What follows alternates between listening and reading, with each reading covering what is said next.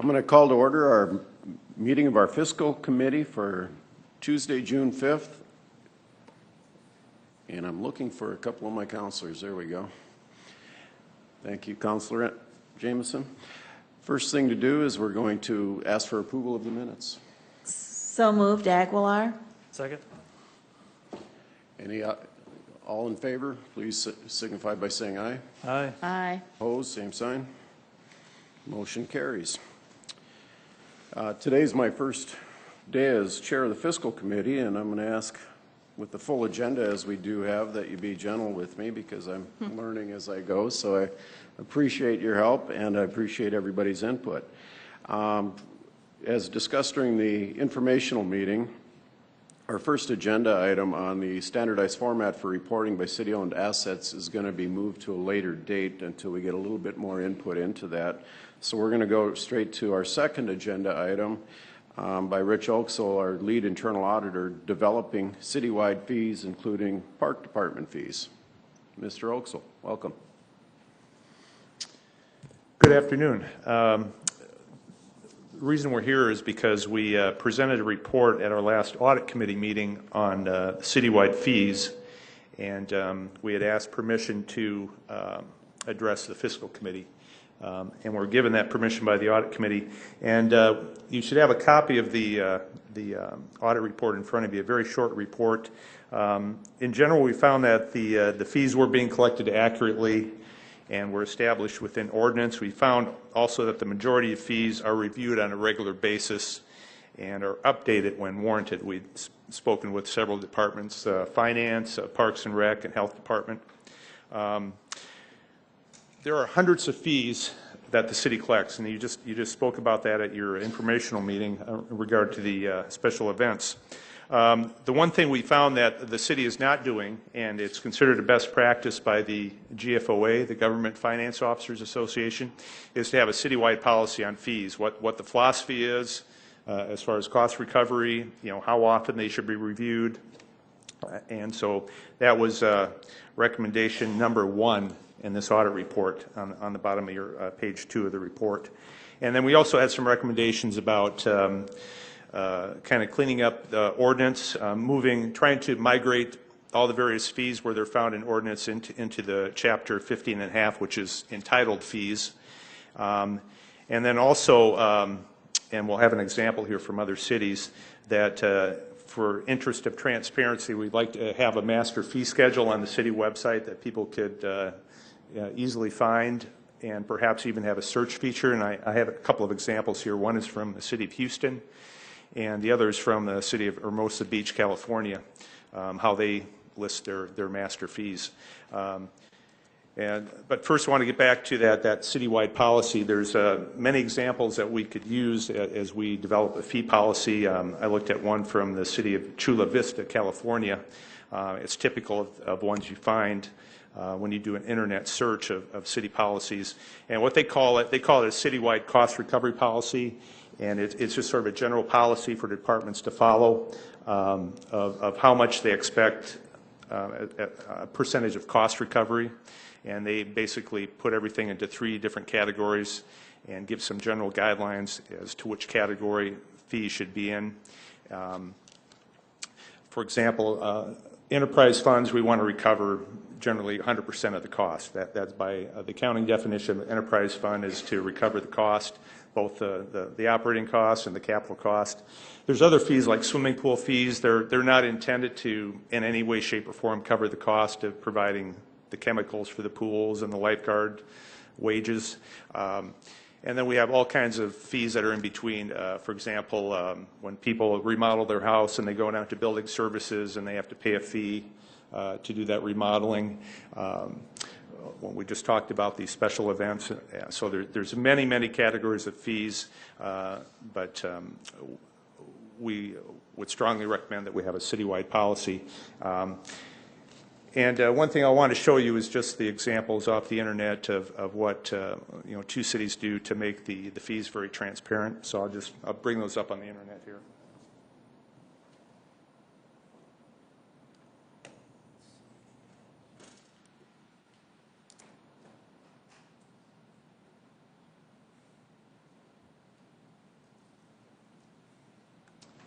Okay, this is an example of the city of Hermosa Beach, California, the best little beach city in America, apparently. And if you see at the bottom of your screen there, it said they have their master fee schedule.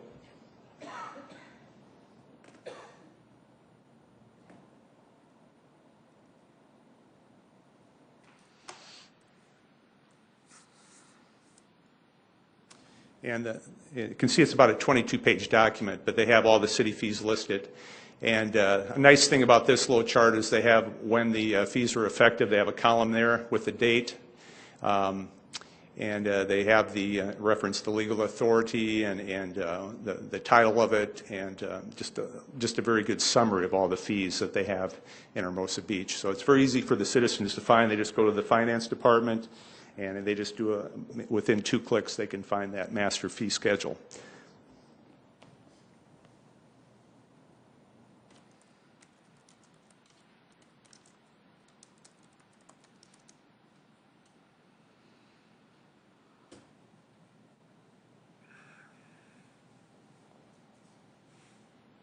And this is an example from a big city where they have the city fee schedule, and then you can do a very quick search. Over there in the drop-down, you can just look for all the departments, or you can narrow it down to say if you wanted the Park and Rec department or building services, and you could do a very quick search, and you could find the exact fee that you need to some information about. Right now, the city website, you can find the fee information if it's a little more difficult to search for it, but if you put in city fee, you'll get something that'll come up, and a lot of times you can find what you're looking for. But in the interest of transparency, we would hope that we would have some sort of master fee schedule or some sort of search engine for the citizens to find the appropriate fee that they're looking for. The one thing I guess I would suggest to the committee is that that I would maybe start working with perhaps Jim David, maybe the finance department, that we maybe draft some sort of citywide fee policy using examples from other cities, and that we start that process, and then as we develop a draft, that we maybe perhaps circulate that among the departments and they give some input on that. And then when we have something more concrete, that we bring that back to the fiscal committee. I guess looking around, any questions on that, first of all? One question comes to my mind. What would be the purpose of the policy? I mean, Yeah. Well, the city council is the policy-making body for the city, and the purpose would be to give the departments some direction on how often they should be reviewing their fees and reporting to you, and what they can, how much of a percentage they should be recovering for the fees. For example, in Chula Vista, they had Category 1, 2, and 3. Category 1, they expect to recover 30% or less of the cost, et cetera. So they're giving some guidelines to the departments on what they expect recovered and how often it should be reviewed. Okay. Counselor? Counselor Aguilar. So this policy would cover both fees from the departments, but also enterprise? Well, I think we already have, I believe we have an ordinance right now or a resolution where the city council was specific that enterprise funds will recover, the cost of providing the service. But certainly, that would be, you could incorporate that into the policy of what you expect to for cost recovery. Yes. So within this policy, would it include how often those fees would be reviewed? Yes, you'd have Because some guidelines on that. This goes back to something that we were dealing with, looking at how often I think it was Counselor Jameson that brought this forward, and I believe it was to this committee when we were talking about with water fees and the like, whether we should be utilizing a consultant on a yearly basis or whether we should be doing it. So this would be something that could be brought into that policy? You could certainly include that in a policy. I would Probably not, I would probably caution the committee not to get extremely specific, because then you're kind of, you're kind of burdening the departments, but certainly have a general guidelines, or be as specific as the council wants to be on say, enterprise funds. But certainly you are the policy-making body, and I think that's certainly within your prerogative to address that issue. Yeah. Thank you. Councilor Enneman. Have you shared this report with any of the department heads yet? Well, I believe we sent it to finance as a courtesy. We said we didn't expect a written response at the time we presented to the audit committee, but we would certainly, as we draft the policy, I would certainly want to get input. I think the departments need to have input on that before we present something to the fiscal committee. It seems like, it seems like to me, you talk about the enterprise funds. It sounds like Mark Cotter and his team has a pretty good policy, pretty well established as far as how they review, looking at their fee structure and all those kinds of things. Yes. And I know the Parks Department looks at their fees. I guess the question I would have is, how often do they review them, or the park board and those kinds of things?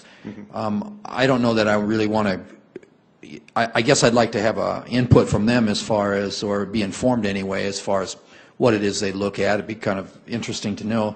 But I think the idea of having a fee schedule, so it's easy for the people to tap onto or to look at and be able to locate those fees, I think is very good, and I think we should go ahead with that. But I don't know that I want to get into, telling the departments what they need to do. It seems like they have a pretty good handle on that at this point in time, for them coming forward to us with all the information and their proposals that they have and being able to justify them. But I like the idea of putting together this fee schedule to make it easy for people to get at. And I don't know if that's something that we'd recommend to Jim David to do, chair, or who would we ask to see if this is possible? City finance or whatever?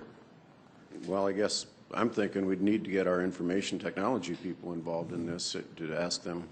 I mean, when you talk, there's literally hundreds, you said, of different fees, and to bring all that information together and to put it into a format that's usable, I would think our information technology people should have some involvement in this process. So and when you look at some cities, they'll task the city clerk's office with consolidating it, and then, for example, the Hermosa Beach, apparently they put it under the finance department. But certainly there's different ways to do it, but obviously IT has to be involved with something like this, with what Houston has with this search capability. And to make sure that if a fee changes, that it is accessible so that it can be changed by all those. And Councilor Emmon, did you want, I see Director Carney's here for Parks Department, did you want to ask them about how they do their parks fees? It might just be good information. Don, if you could just tell us how often. I know you came to us with recommended fees for swimming and stuff, I believe it was last year, but if you could just tell us how you do it, I'd appreciate it. Yeah, we certainly tried to, especially in the last couple of years, to try to keep those fees updated and reviewed at least on every other year basis. Last couple of years we took half of the fees in the fee ordinance, updated those, and then last year we updated the balance of those fees. And so, with the exception of maybe one or two fees, every one of our fees was adjusted to at least the bottom tier of what other cities in South Dakota charge. Typically our challenge is that we get sent back saying we don't want to increase the fees because we want to keep them affordable. So we don't want to continue to offer fee increases if there isn't a great desire to see them increase, especially for those youth programs that we offer. So we're certainly in a mode of making sure that at least we look at them every 2 or 3 years. Mr. Chair? Yes, Councilor Aguilar. I guess I would suggest that we have council staff survey the different departments to find out what they're presently doing for the committee to have a starting point, and find out if they also have any suggestions as far as we go forward with this. So I would suggest that we ask staff to conduct that type of survey. Okay. Councilor Enman? Tracy is here, and maybe I could just put a simple question to him from City Finance. Tracy, what do you think about the possibility from from city finance side, to be able to do something like this, to list the fees on our website and make it standard and easy for the people to read and look at. Well, I certainly endorse the concept. I think that's a great idea. I certainly believe we've got the capabilities in-house with the city to accomplish that. It's a matter of compiling that first list, I think, would be the major task. Because as Rich mentioned, there are lots and lots of fees out there scattered throughout the ordinance. So, but I think it's something that's certainly achievable and worthwhile. Thank you. I guess we have from Councilor Aguilar a request, and just looking for agreement to see if the use of Jim David for that by the rest of the committee would be okay with them working with the department heads and other organizations of the city to see if, just kind of see what is done and to report back to this committee? Could we also ask the city attorney's office whether they would see there would be any problem moving all these fees to one section of ordinance? I see a head shake. Does that mean And, do you there have would an be a problem, opinion? or you don't want to do it? Do you have an opinion on this? Mr. Fifley, welcome.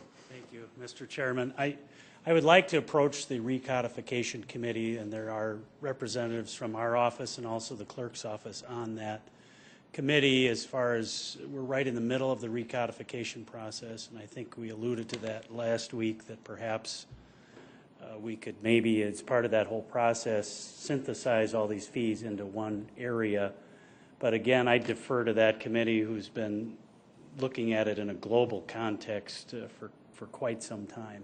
And I appreciate their efforts, and I would want to defer the propriety of it to that committee if possible. Okay. Thank you, sir.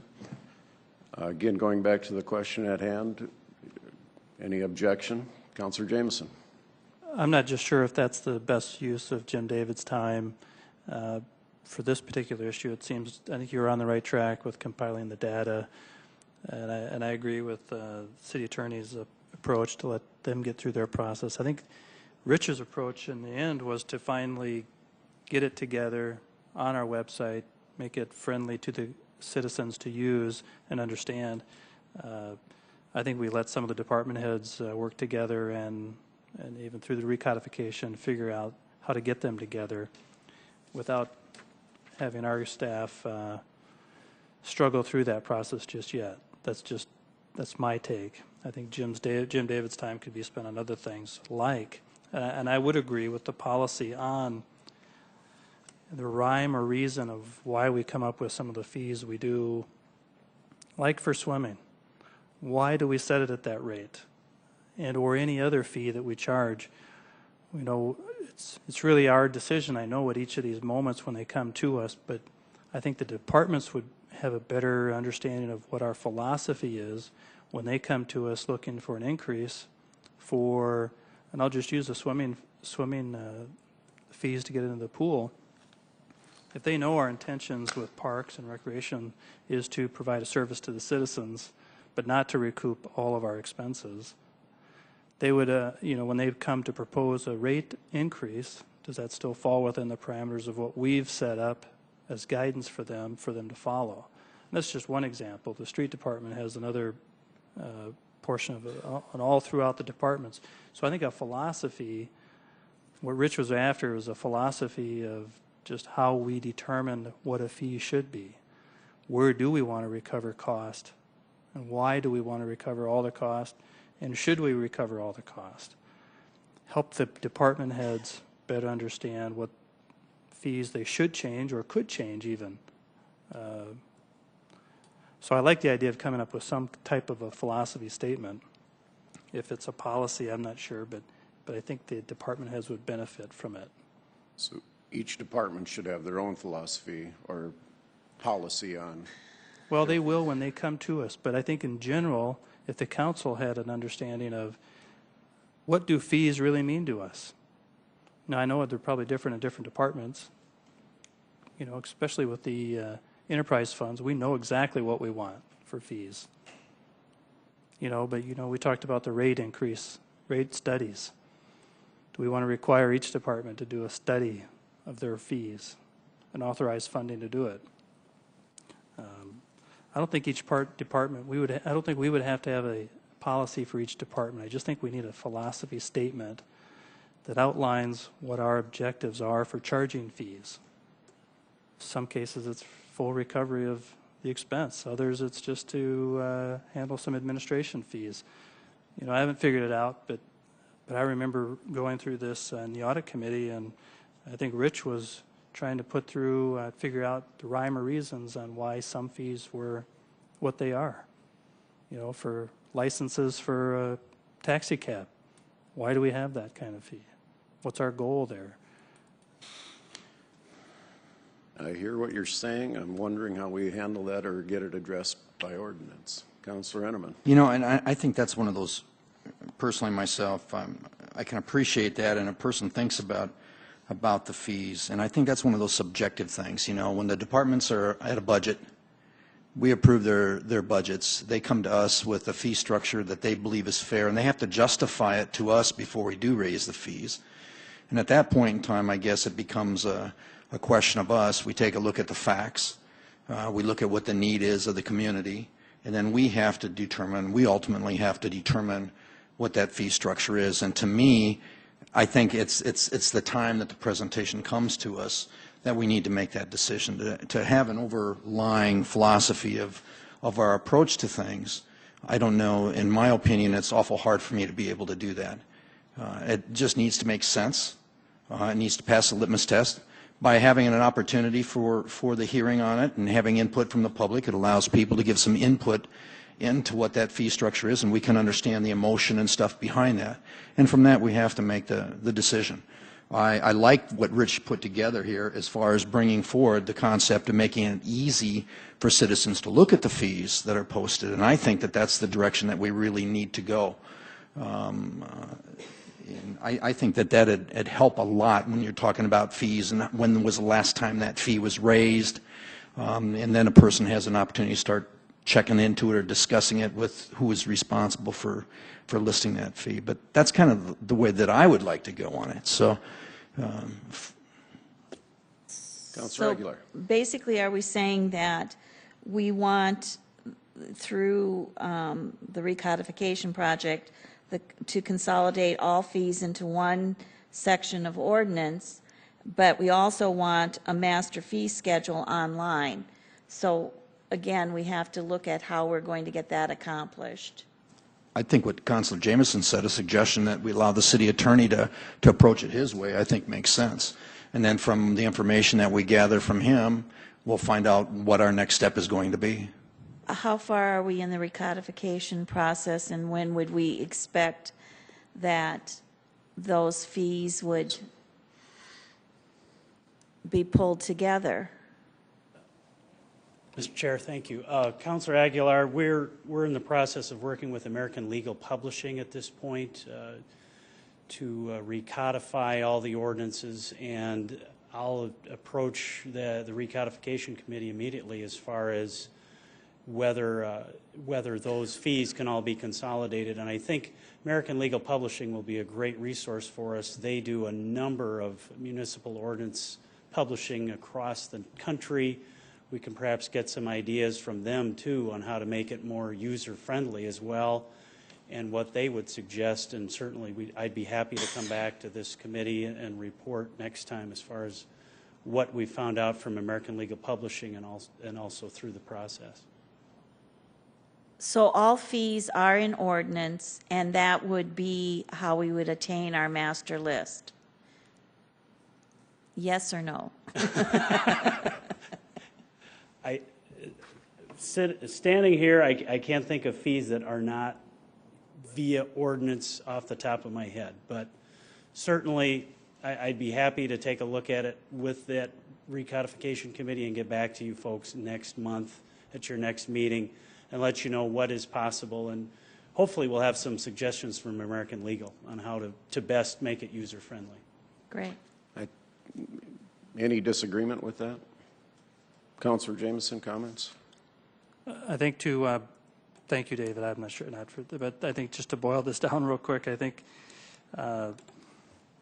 let's make it known to the, is it Suquan Beck Etten? Okay. We think it's a good idea to have an item on the website that has all the fees put together. I mean, we don't have to adopt a policy or create some ordinance to require that. We think it's a good idea. It's their job to do what they think is best. We think it's a good idea. Let's just let them know that, however they can get it done.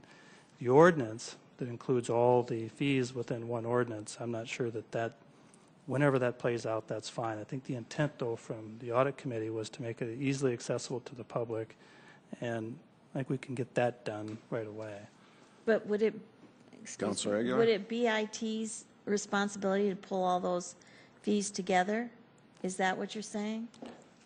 Yeah, I don't want to be the guy to say it is, but as long as we let the administration know that we think it's a good idea, I think they'll take the ball.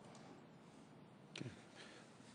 And then, as far as the ordinance or creating a policy on the fee structure, it is complicated. It is a hard thing to grasp, but I think maybe we do need just to hear back from some of the directors to see if it would be a benefit to them. Maybe it isn't. And if it isn't, we don't need to waste a bunch of our time to figure it out. So we've got 3 recommendations from our auditor. The policy would be the first one, having a citywide policy. And we're talking about hearing back from directors on the viability or the feasibility even of having that done, if that makes sense for us. Do we have any agreement on that, just to hear back from the directors? Do we want to request that at the next committee meeting? Do we want our legislative and operations manager to call those people and talk to them and get that input? Do we want all of them here? What are we talking?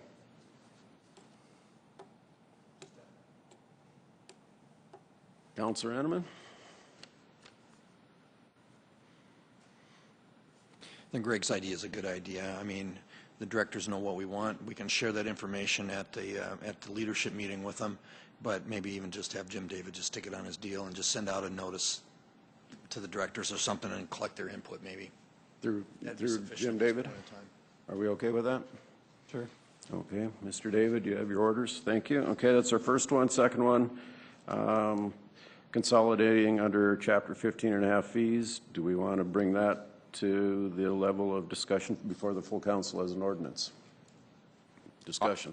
Well, I think David said he needed to, he'll just use that through the codification thing. And then I think the third thing is just, like Councilor Jameson said, talk to Sue and see if we can, if it's possible, pull them all together. We'd like to be able to do it. Can we do it? How long is it going to take? Thank you, Councilor. So we will wait until the July 3rd meeting of the Fiscal Committee to hear back from City Attorney Fifley on that. And number 3 goes hand in hand with the same with number 2, basically listing them.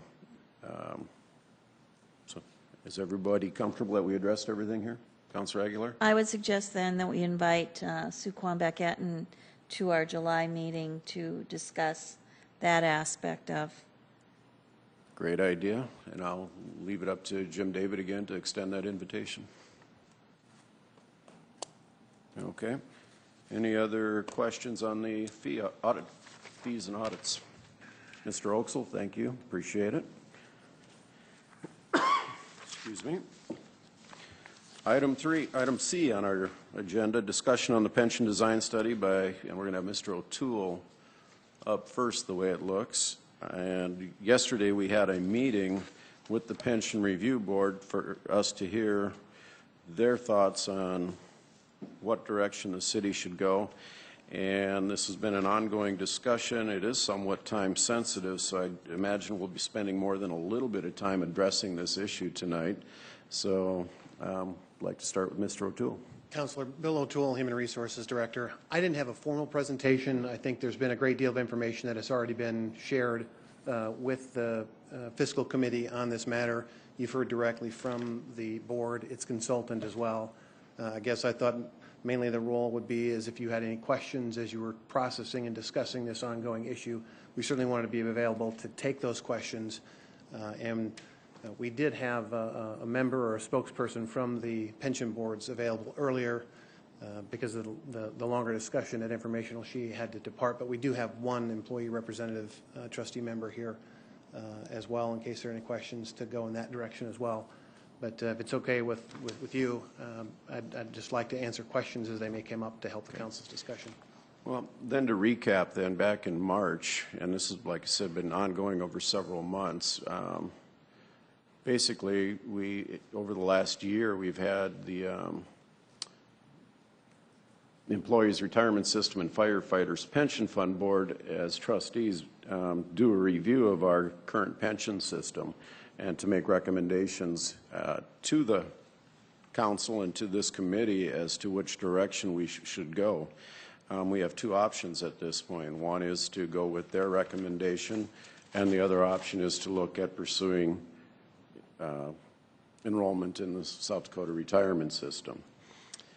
Most of us have seen the numbers as far as the costs and benefits of each. What I'm looking for from this committee tonight is a decision on which direction we should send this to the full council for, as far in the form of a resolution, as far as the direction we think the city should go.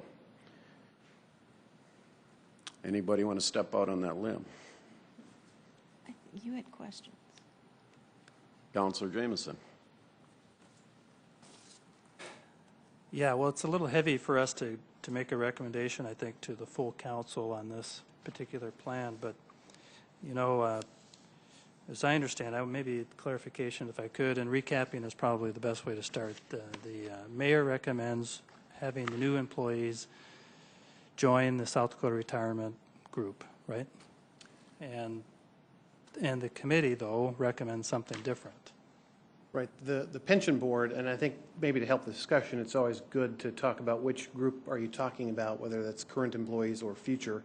And I think the recent discussion has been focusing on the future employees and whether or not and what to do with those. And the discussion is centered around two options: looking at South Dakota retirement system or looking at a new tier structure.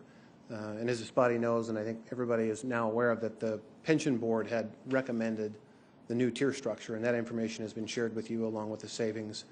The other option they looked at but did not recommend was the South Dakota retirement system, and that information had been shared with you, and you also heard from Rob Wiley, the executive director of South Dakota retirement system, about that as well.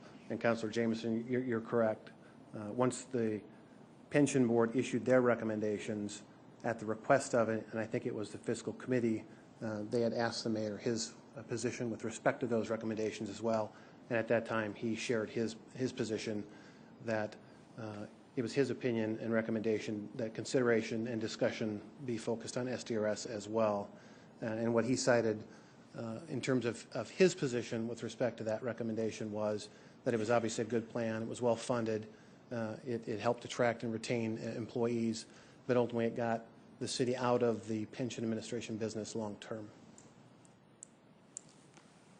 Right, so maybe I'm just trying to figure this out for the recommendation to the full council is, as far as the fiscal committee's position is, and how does it impact the city? And how does either plan change the unsustainable course that we're on, frankly? And I know as we talked earlier, the bogey, as you referred to it, is tough to nail down because it keeps moving. That's what I want to make sure we get to is how do we, from a fiscal committee's point of view, make a recommendation to the full council? Because each plan has probably benefits and problems. And I don't think it's easy to quantify. Well, it's not. And, Councilor, I think if you go back to the goal of the study, and that was to reduce and stabilize those ever-rising city contribution rates, because they were on an unsustainable curve. And I think over the last 7 years, those costs have doubled, which really precipitated the discussion and the direction of the pension board to kind of dive into the weeds and really take and break that down and analyze all those issues and bring some recommendations to the elected officials, and that's what they have done. But yeah, it comes down to an issue of you know, what do you believe will accomplish those goals? Both options obviously had merit. in achieving savings and reducing the rates. It may come down to some philosophical issues for you as you look at it. You know, do you think it's a good idea to get out of the pension administration business? Long term, obviously, we'd still be in it if we did make a change in that regard, because we'd still have people here today that would be in the plan a long time in the future as well. There are lots of issues. You're correct. There's still lots of issues that you can look at in terms of the differences as they relate. And I tried to share some of that information with the council as well in terms of some of the difference between the current plan, the revised tier structure, and SDRS to help with that discussion. Councilor Enneman. There's three ways that I look at it. You look at those folks that have already retired, and I think all of us agree that at this point in time, we have made a commitment as a city to those folks. They are entitled to it. That's under the terms of which they were hired and they retired under. So I have absolutely no qualms about what's going on there. Existing employees. There are some recommendations that were brought forward by the group that really looks like it addresses some significant issues that were up there. You know, there's some increases that are, you know, increase in participation on the part of employees and some inflationary adjustments, a few of those kinds of things. There's some significant savings there as a result of it, and I commend them for those. I think the third group then is what we're talking about, is the future employees, those that are not employed right now. And when I was going through listening to the numbers yesterday, and I saw that approximately 43%, I believe it was, of payroll is put into the pension program, whether it's health care or into the retirement benefits. 43% of the city payroll, is my understanding, is what that number was yesterday on one of the forms that we had. That is a significant dollar, and the question that I have is the future is how sustainable is that amount? And there seems to be, and if you look at the bogeys that we have had, I mean, from the year 2000 where, you know, just we had about a 16% in one of the departments in fire, for example. It was in the year 2000 was 16%. Now it's 34%. Is what their pension is. And across the board, there seems to be an awful lot of variation, and I know it's so hard to project or predict into the future. We know it can't be done. We know that investment interest right now is very low, you know, to think that we're getting the money out of our investments, I think would be questionable because the interest rates are so low right now. I just really question whether or not we need to be long-term in the pension program. And I really do believe that portion of it for future employees that we're talking about, the recommendations that came through here, but the pension in that, it's not affecting the people that we have working for us now, and I'm not saying that we need to do that.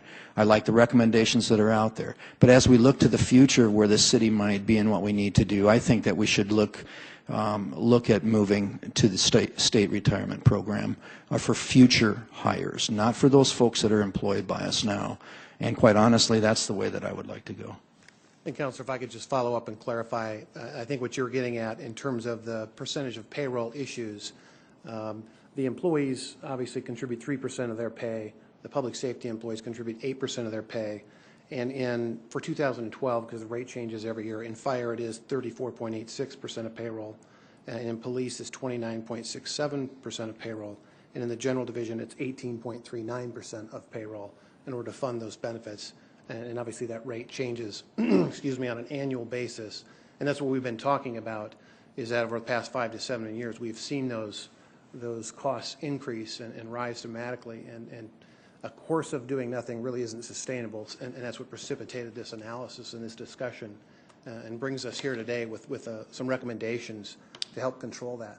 If I could, Mr. O'Toole, there's two columns there, health and pension. And the health column, we've seen some increase, not as significant on the pension side, going from 14% to 25% over the last 10, 11 years. The reason for the increase is the city bears the risk of the retirement system. Is that correct? That's correct. So if the pension plan for bottom falls out of something, the city is financially on the hook for that. That's correct. In a defined benefit pension plan, that is how it's structured. Okay. And if we were to convert to the South Dakota retirement system, what is the risk to the city as far as if something happens to the market? Well, in the state system, I mean, I think they've heard this term, the hybrid plan. It's got components of both a defined benefit and a defined contribution plan. And one of the unique things about the state system is those are fixed costs. For general employees, it is 6%, and for employees, it is 6% for the employer. And in public safety, it's 8% for the employee, and it's 8% fixed for the employer. And that is a fixed cost, a known cost going forward. And I think one of the things that might look attractive, obviously going forward and looking at a scenario like that, whereas the other proposal of the new tier structure, you still are going to have some variability in the contribution rate for the employer on an annual basis, despite the significant savings that were proposed for recommendations from the pension board. But you're correct. So in enrollment in a system like that, we'd always know what our obligation is, and it couldn't vary from 5 to 6, 10% of our payroll over a course of a few years? No, again, those are fixed costs, and unless there's action on behalf of the state legislature to change that, you know what your costs are going to be from year to year. Okay. And there's no expense to the city administratively of enrolling in a plan like this. Is there, would we, if we did a plan like that, would we technically at that point have two pension plans that with the Board of Trustees for the one plus the South Dakota retirement system for the other, they would both be active simultaneously? They would be until such time as we would run out the existing members of the retirement system. Yes. Okay. Councilor Jameson. Councilor Aguilar.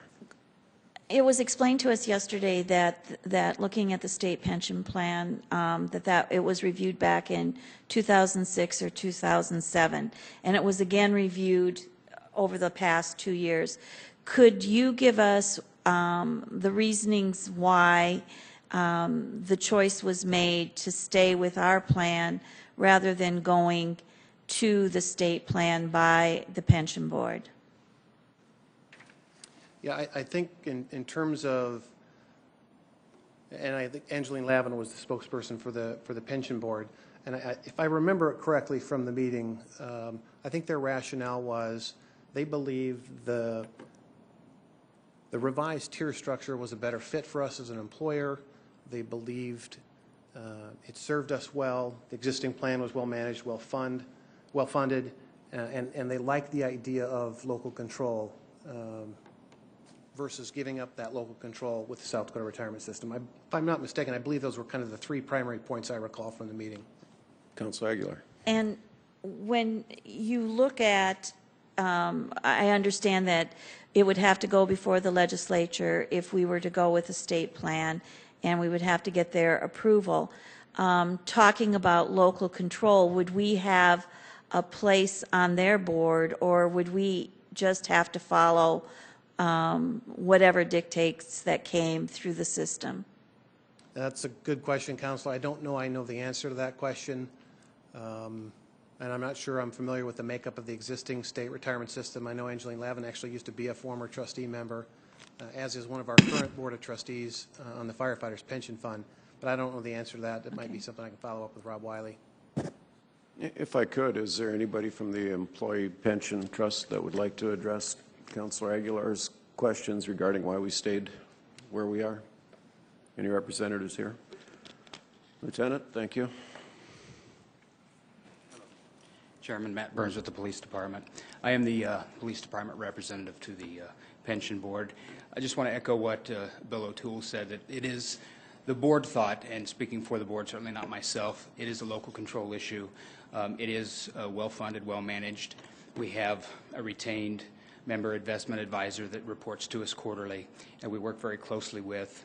I guess there was some thought, if you're looking to change, then maybe something about the current pension system is inherently flawed, and I know that the board doesn't feel that way. Currently, there are some issues we're dealing with. The board has worked closely with administration in trying to responsibly address those costs, and so this is the outgrowth, the recommendations being the outgrowth of that. But as far as, is there anything else that I could help you with there? Thank you. Thank you, sir. Councilor Jameson. If I could engage Bill O'Toole again, thank you. Did I hear right the last time that the City of Sioux Falls is one of the only municipalities that is not a part of the South Dakota retirement That's system? my understanding, is that Sioux Falls is the only municipality. It is the only. And would there be some logic to the reason that, first off, we're bigger than the rest by number of employees? The other municipalities, we've been around a while. We've got an established, well-funded program, so we're doing well. We're not weak. We don't need their help, frankly. It's because we're standing on our feet pretty solid. And if we change over to the state system, I mean, the feel-good measure is it probably starts to feel good right away, but later on, when those new employees that we just hired that are working into their 20-some years, then we start the bleeding. So there's a feel-good measure, I think, that happens right away by switching over. But at the end, do we really just still wash out of all the savings that we would occur? No, not at all. Actually, what ends up happening in the analysis that was done, there's actually an initial increase in cost as a result of some of the lost revenue from the existing employees. But over the longer term, as those liabilities then end in your existing plan, there's tremendous savings. So it's the other way. I had it reversed. Yeah, there's a lot of savings long term. That's actually where you see it is over the long term, over the 30-year period. Okay. Can you quantify that number? You say a lot. You know, it's kind of an apples and oranges comparison. You know, Gabriel Roeder did the analysis quite a bit differently, and I think they did a 5-year look in terms of the savings, whereas Kavanaugh McDonald, when they did some analysis on the new tier structure, did a 30-year look. I just think it's fair to say that either option would produce substantial savings and help serve to meet the goals of reducing and stabilize the contribution rates.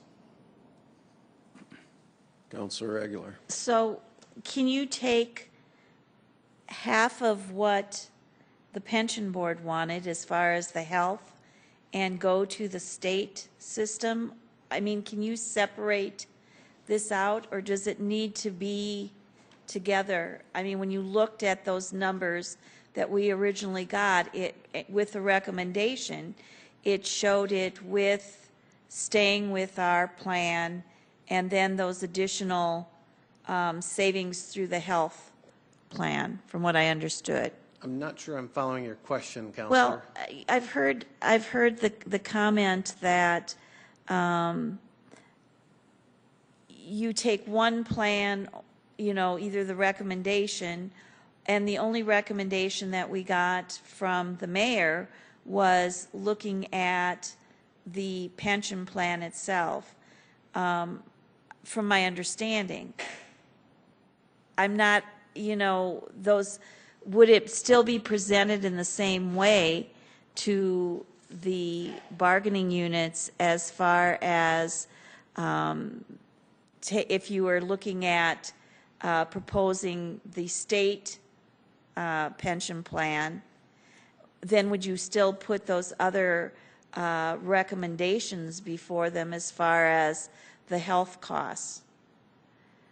Let me try and backtrack a little bit.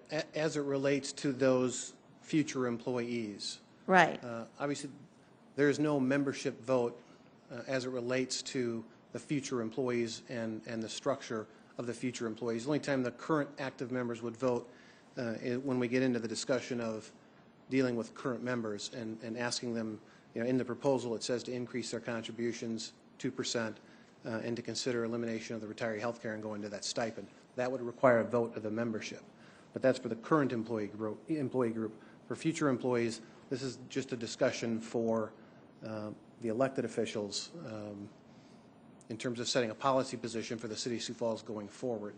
So there won't be a discussion with the current membership as it relates to the future employees, if that answers your question. Okay. All right, thank you. Counselor Jameson? I just want to see if I can capture all this. I think you had me at local control, I should say. When we have a board that reviews these proposals and works with our employees, I really like that connection.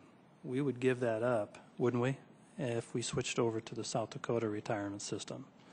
Yes, then all of those future employees would be governed by the Board of Trustees with the state retirement system.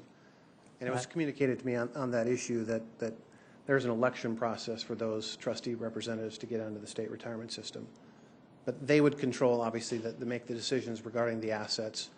We would then just become a payer, if you will, for the cost of being a member of that system. Right, just so based on some of that information, it really sells well to me that we, or at least that I would recommend, that we go with the tiered structure as recommended to us by that board. They've been studying for years. I really like the idea that we have a board like that that clearly understands our needs and our city employees and what we have to deal with here. That local control is very important, and we shouldn't give that up. We're well funded.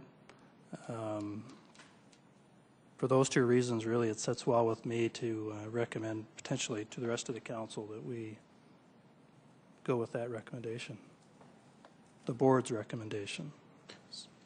So we have on the table to go with the recommendation of the Pension Review Board, the Board of Trustees.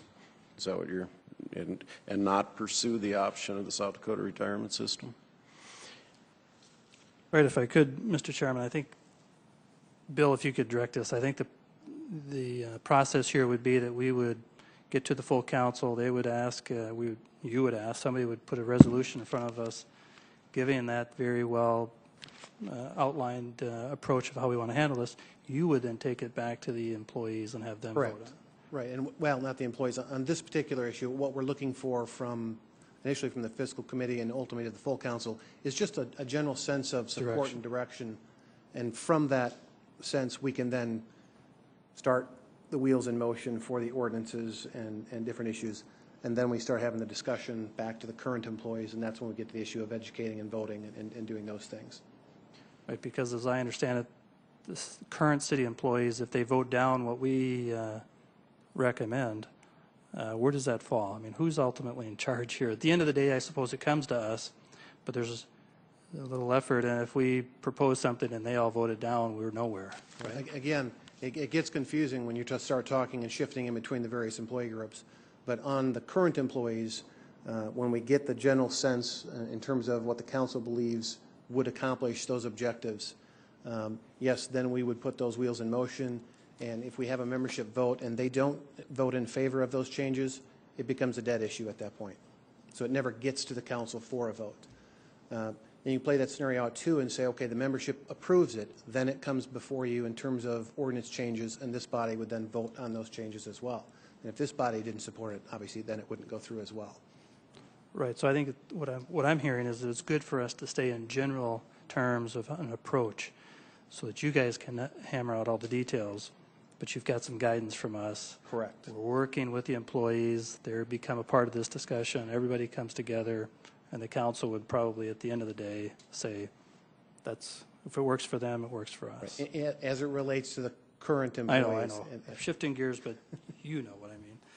Councilor Renneman. You know, I still keep coming back to the fact that, you know, the work groups got together and they came up with a recommendation for the existing employees, and of course, to keep everything the same for those that have already retired.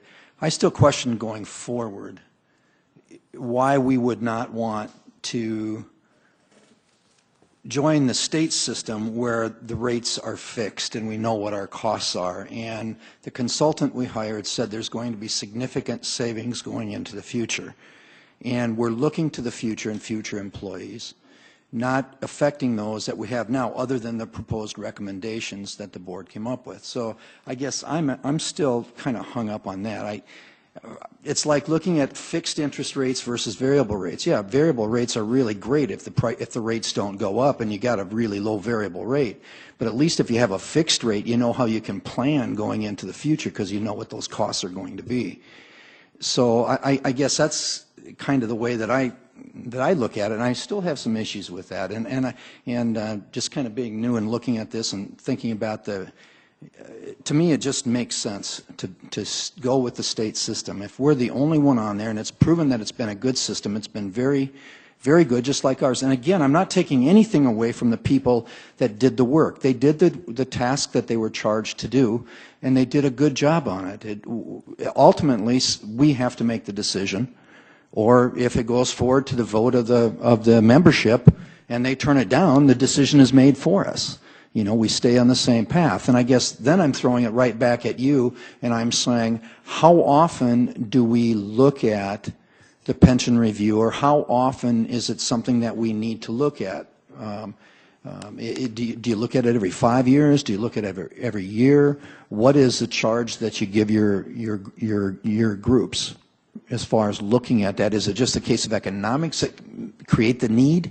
Yeah, all of the above, Counselor. I think it's always being monitored. I mean, the pension boards are meeting quarterly with administrative staff, their investment consultant, their actuarial consultants.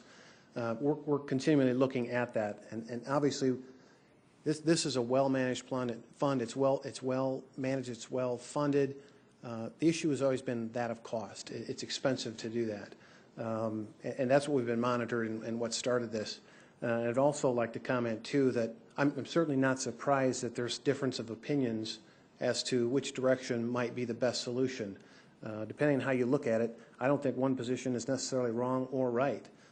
Both, I think, would achieve the objectives of what was laid in front of the board in terms of the goal to reduce and stabilize. It does come down to a little bit different philosophy in how you kind of look at it and what maybe some additional things you'd like to accomplish.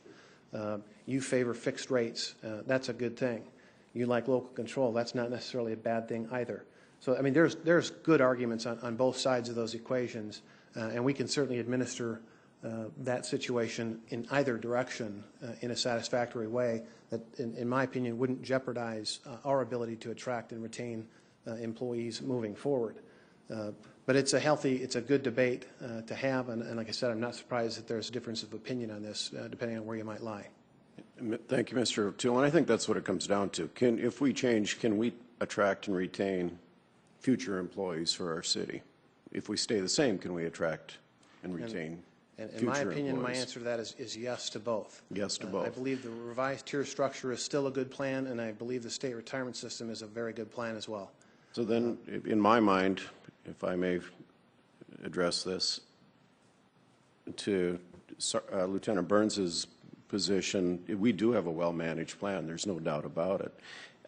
What it comes down to, in my mind, as a business person, I do not know of any business, and they might be out there, but I don't know of too many out there that are contributing 20 and 25% to employee pension plans.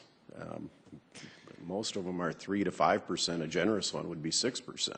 And we're contributing 25% to pension plans for our city employees, and we have no cap on that. It could be way, way beyond that, and that scares me. As a counselor tasked with making sure the city remains in a good financial condition, those numbers worry me. And I'm on the side of Councilor Enneman, where I think we do need to look at changing this. And I guess I have one more counselor to hear from. Well, and I guess I'm that counselor. You know, we've looked at this, I would say briefly over the last few months, where the study committee spent 2 years looking at it. And, you know, you may look at private business. Government is not private business. There are things that you can take from private business, but most private business do not have their employees putting their lives on the line like our firefighters and our police department do. I think that the savings that we can have with the change in the tier program, you know, this council talks all the time about local control, and we're giving up local control. You know, the state can change those percentages. They may look really good right now, but we may not have a say in the future. So I agree with Counselor Jameson, and I would recommend the plan that has been put together by the group that studied it. And since it's a 2-2 at this point, unless Counselor Jameson is changed his mind, I would say that we need to take it to the full council. Council Jameson? No change of mind, but maybe a clarification. Both plans are going to have the goal of mind of stabilizing the stabilizing and reducing rates. Yes. Right. Both are going to do that. It's a matter of how we get there.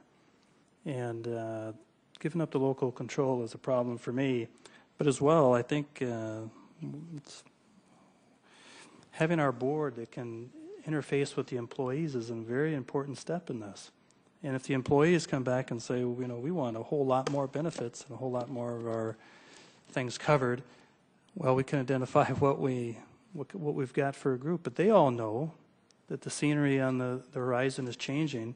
Those other employers out there aren't offering anything close to what we've got. Well, okay, no, I shouldn't say that. But what we've got offered to them is a good plan. And I think they'll recognize that. We recognize we've got to change something. So now let's do it in a process that's best for the employees, best for the city. And I think that interfacing with the board and the study group that's had it for 2 years is the right way to do it. That's all. Thank you, Counselor. I guess discussion comes down to then, with lack of a single resolution to send before the full council regarding this, do we want to table it? Do we want to send more than one resolution to the council? Do we want to have further discussion on it? Time is short for us because we have to do something to be ready for the state legislature to act on this. Counselor. I would say it's fair to us to, first off, not table it. I think we can agree on that. And the other is it's okay if we bring it to the council in a split decision or whatever you want to call it, it's not an easy thing to get our fingers around. And we'll let the full council absorb it just like we've done. And Bill will have to kind of duplicate some of his efforts. But at the end of the day, this is a big deal. It's okay to take a little time, but probably just even the fact that we're split on the idea probably lends to the complexity of the whole issue. The whole rest of the council is going to find themselves in. At the end of the day, we just want a resolution to Bill that gives him some guidance. And we're trying pretty hard on how we're doing it, but we know that we can make a change and stabilize it and reduce the expense to the city. And at the end of the day, we need to get there. Let's just get there together, maybe. So you're in favor of sending? Just that we couldn't make a decision, but we're maybe split. Yeah, I agree. Send them both? You bet. Okay. Counselor Aguilar? Yeah, I'm fine with that. Okay, well, it's going to be up to the full council then to decide through public debate and input from, I'm sure, several people on how we're going to proceed with this. So who would be presenting or drawing up that resolution for us? Well, Do you have Mr. O'Toole, help with the help of Just Mr. some thoughts on Feifley? that. I don't believe it would necessarily have to be a resolution. I know that came up as a suggestion, even maybe perhaps a motion or just a recommendation to give direction on the issue. Good enough. so I think what the chair is asking is whether or not, what do we do to present it to the full council? To get it to the full council, yes, we need. I think we just move forward, and Councilor Karski, you just tell him that there was no unanimous decision on this. We were split 2-2, that we have a couple of good, viable options in front of us, and we just have the dialogue and the discussion at the council level. And with the idea that, to give the direction. When would we like to bring this to the full council? When? Was it on for Next tonight? week? Or when was it? Not tonight, was it? No, Move it forward then. there's nothing that's coming forward at this point. We need to get it out of committee and to the full council. And we can either do that through as Bill said, a motion. I mean, I don't know how we If I do could- dueling motions If I could with interject, this. I think the best approach potentially would be to take the recommendation of the board, bring that to the council. We have two counselors here that would potentially object and make an easy recommendation to change it to the South Dakota retirement system. That's an easy change. But the tiered system as proposed and as recommended, we take that in as the resolution or the motion, and we address it then. We all have ideas that we would add then at that moment and change it, amend it. But I think we got to get it one way on the agenda, and then we'd either amend it or appeal it or object it or vote it in or out. Okay, so would that be your motion then, Council? Or, Sure, I would make that. Yes, please. so we have it to bring both options to the full council at our next council meeting. No, what we would do is take the recommendations by the board, draft them in such a way that with the HR department, let them lay it out so it's in the proper form. Then when we get it to the council, certainly that'll be the time for you and others to express your concerns, and as well as the other counselors to weigh in. We've just got to have it in one form. We can't have it in two. Bill, does that make sense?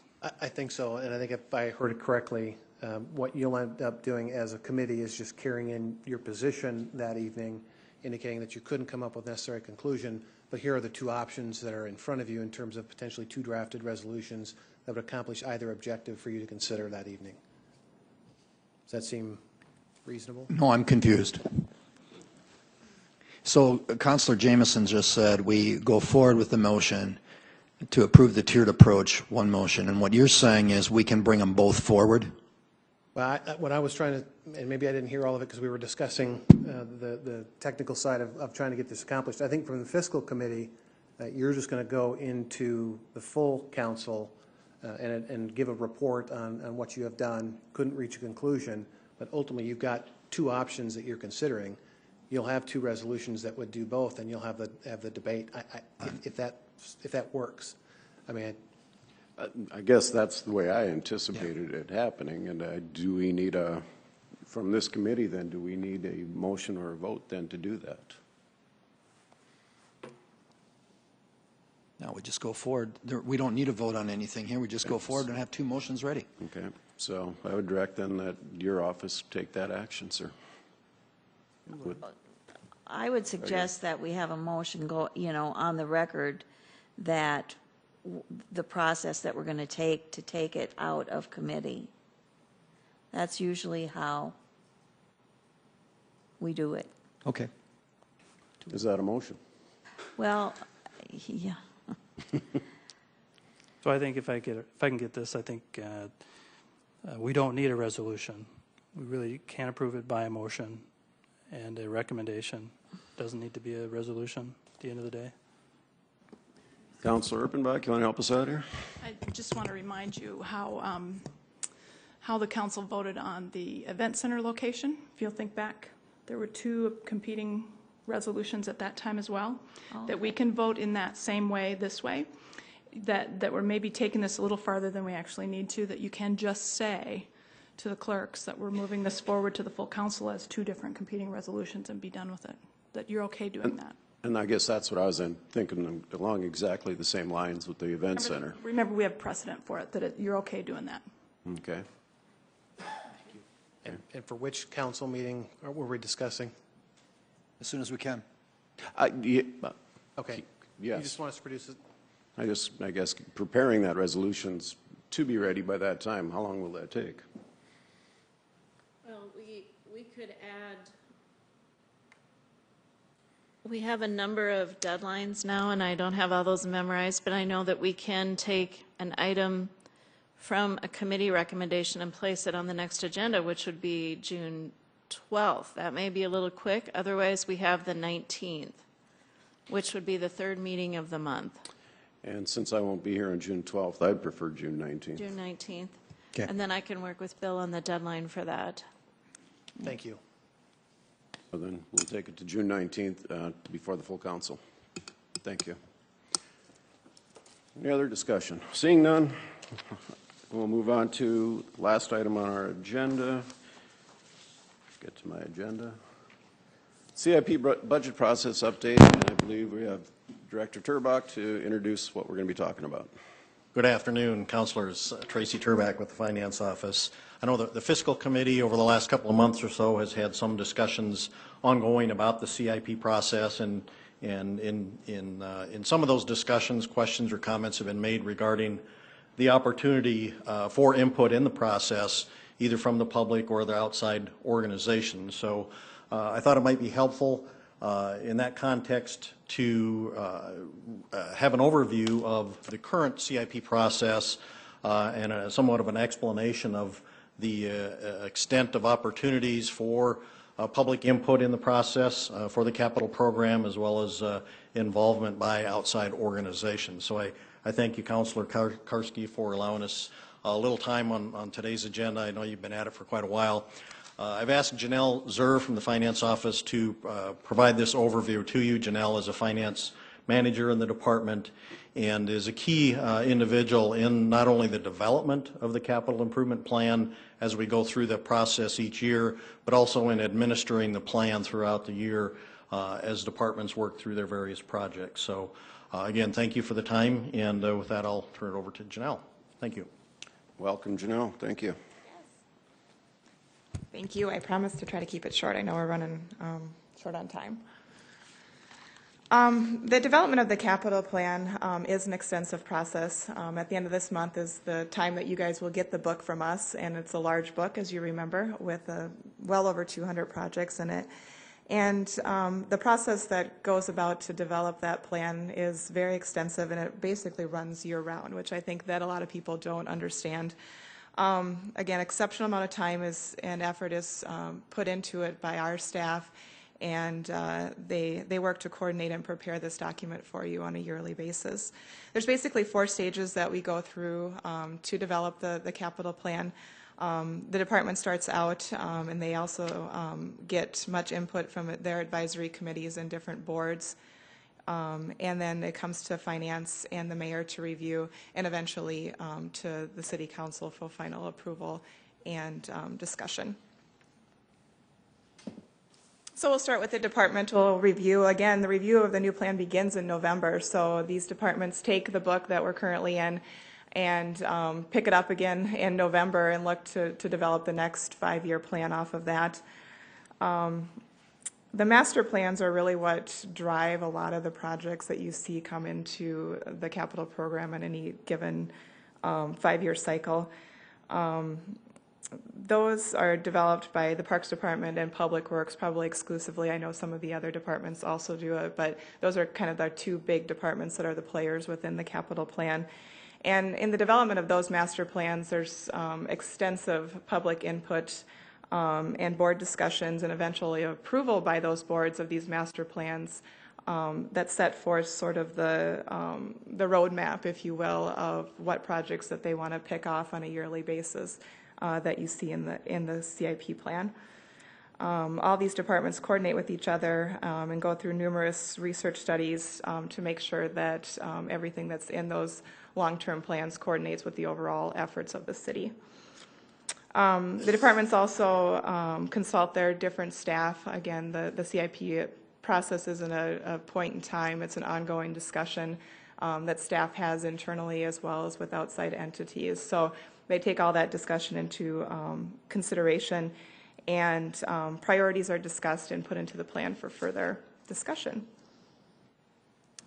So we'll start with the advisory committees and boards. Again, the 2 major players are Public Works and Parks. And Public Works gets sort of 2 levels of input. There's local input and there's also regional input. And you'll see sort of the big organizations that they go to present this draft plan to before they even give it to us as finance. So again, for local input, Public Works goes to the Infrastructure Review Advisory Board, better known as IRAB, the Home Builders Association, and the Chamber of Commerce Business Transportation Committee. Regional input comes from the South Dakota Department of Transportation, Federal Highway, and the Metropolitan Planning Organization.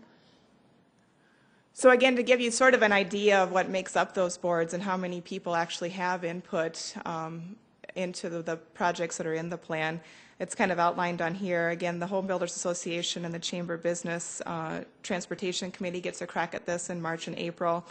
Members include local businesses and developers.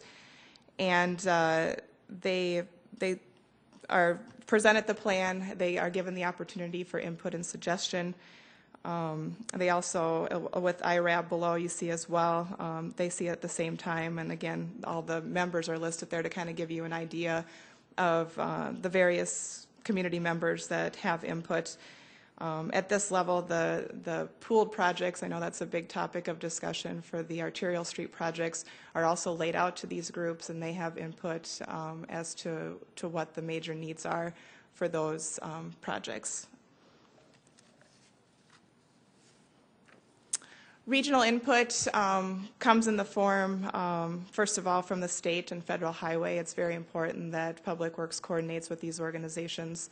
So if they have projects that are happening in the same place, that they understand where and when they're happening, and they can coordinate time and dollars towards the same means to an end. So again, this is more of a coordination meeting with several individuals from the state and federal organization to set those street priorities, and again, that happens in June. The Metropolitan Planning Organization, that's a larger committee, and I apologize for listing everybody, but again, I kind of wanted to give you an idea of the depth of community members that are involved in regionally putting together the street priorities. And they go through this plan in July and August, and CCOG coordinates this discussion to make sure the regional needs are addressed for transportation. Two committees, those first two ones, the Citizen Advisory and the Technical Advisory, review and recommend for approval. The TIP is what it's called, and that's the kind of the combination of the state and city street projects. And a public hearing is done at that point as well, so those committees can hear from the public if there's any street projects in there that they deem worthy. And then those committees recommend for approval to the Urbanized Development Commission at the bottom there what they believe should be the plan going forward, and that commission is the one that approves the plan. So again, we'll go on to the next major player, which is parks, and they're kind of governed by three different entities that help them out. The first, of course, is the Parks Board, which they get probably the most input from. Parks brings their plan, or they talk to the Parks Board in January and kind of gets an idea of where they want to go with priorities within the capital plan for parks. They put those priorities in, come back to the Parks Board in March, and they approve that set of priorities for them. And again, there's the list of members, again, mayor-appointed community members. Parks also has the unique opportunity to speak to many sports associations for their various needs. And they come in and each one of those entities talks to the Parks Department about what they're seeing out there. And again, a long list of, and this is only kind of the tip of the iceberg of the different entities that they speak with. Other boards and partnerships that Parks works with are listed here. And again, every one of them are brought in to discuss their needs and priorities for the next 5 years.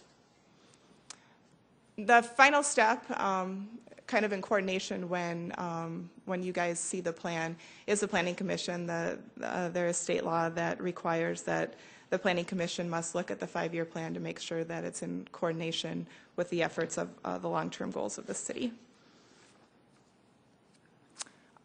During this process, finally in March and April and May, this is sort of when all the boards have seen it, the draft 5-year plan comes to finance to help look through it, organize it, review it, look at funding estimates, and then priorities are discussed with the mayor to balance requests with available resources. And then finally on to the council. The capital plan will be submitted by July 1st to you guys to consider. The departments do present a detailed list and discussion of the plan in August to you. The council reviews that plan in working sessions. Again, another public hearing on the capital plan is offered in September to the general public, and eventually the council will adopt that plan in September. So This is a year-round process, and it involves many groups, organizations, boards.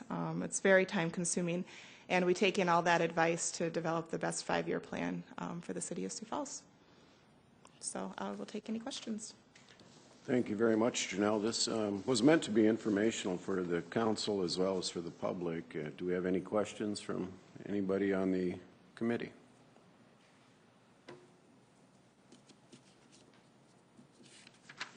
Thank you. Thank you very very thorough. much. Any open discussion?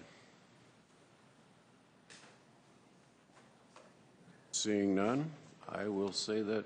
Chair, if I could. Yes, sir. Were you going to discuss the revisions and where we're at on our 1304?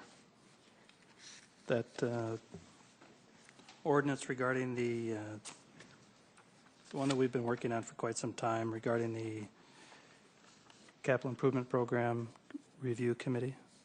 Did you want to give any update on that? I guess that wasn't on the agenda for tonight, and it's still kind of a work in progress since we met earlier today, and I'd prefer that we didn't at this point since we still have some time. So unless anybody has questions on that work that we're doing at this point.